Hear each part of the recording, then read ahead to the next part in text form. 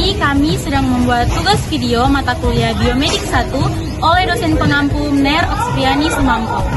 Jadi, sebelum masuk ke dalam pembahasan, kami akan memperkenalkan anggota kelompok kami. Perkenalkan, saya Natali Lumintang. Perkenalkan, saya Francis Parikonar. Saya Kisha Kontu. Saya Nicole Diamanu. Saya Valerie Londa. Saya Kirama. Baik, simak penjelasan berikutnya. Yang akan kelompok kami bahas yaitu tentang reproduksi sel. Nah teman-teman, kalian harus tahu kalau ada 3 cara dalam pembelahan sel. Yang pertama yaitu pembelahan secara amitosis, yang kedua secara mitosis, dan yang ketiga secara meiosis. Yuk simak penjelasan selengkapnya. Baiklah, yang pertama adalah amitosis. Apa sih amitosis? Nah, amitosis adalah pembelahan sel yang sederhana dan cepat. Proses ini tanpa tahap yang rumit. Sel induk membelah 2 sel yang baru yang mirip dengan induk.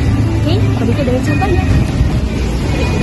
Umumnya, jenis pembelahan sel ini sering ditemukan pada sel yang sifatnya prokariotik. Sebelumnya, sel prokariotik adalah sel yang tidak memiliki inti sel.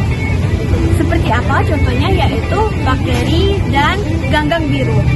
Nah, contoh sederhananya adalah misalnya kamu bayangkan kamu memotong sebuah balon menjadi 2. Hasilnya adalah 2 balon kecil yang hampir sama.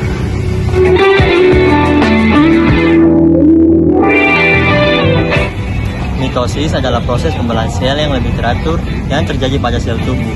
Misalnya pada saat kita tumbuh atau ketika sel sedang memperbaiki jaringan yang rusak. 2 sel induk membelah menjadi 2 sel identik dan setiap sel baru memiliki jumlah kromosom yang sama dengan sel induk. Pada tahap ini, 2 inti sel baru terbentuk dan sel membelah. Contoh dari tahapan mitosis yaitu seperti menggunakan gambar di printer yang hasilnya 2 salinan yang sama.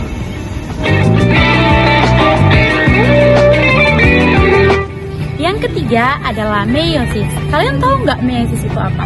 Jadi meiosis itu merupakan proses pembelahan sel yang menghasilkan sel kelamin, yaitu sel sperma dan juga sel telur.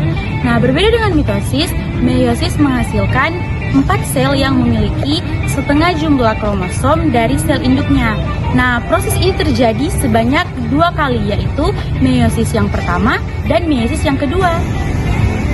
Jadi hasil akhirnya adalah 4 sel dengan informasi genetik yang berbeda-beda, sangat penting untuk reproduksi seksual.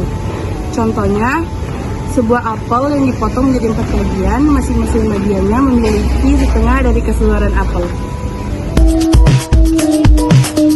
Materi yang sudah dipaparkan oleh kelompok kami, sekian, terima kasih.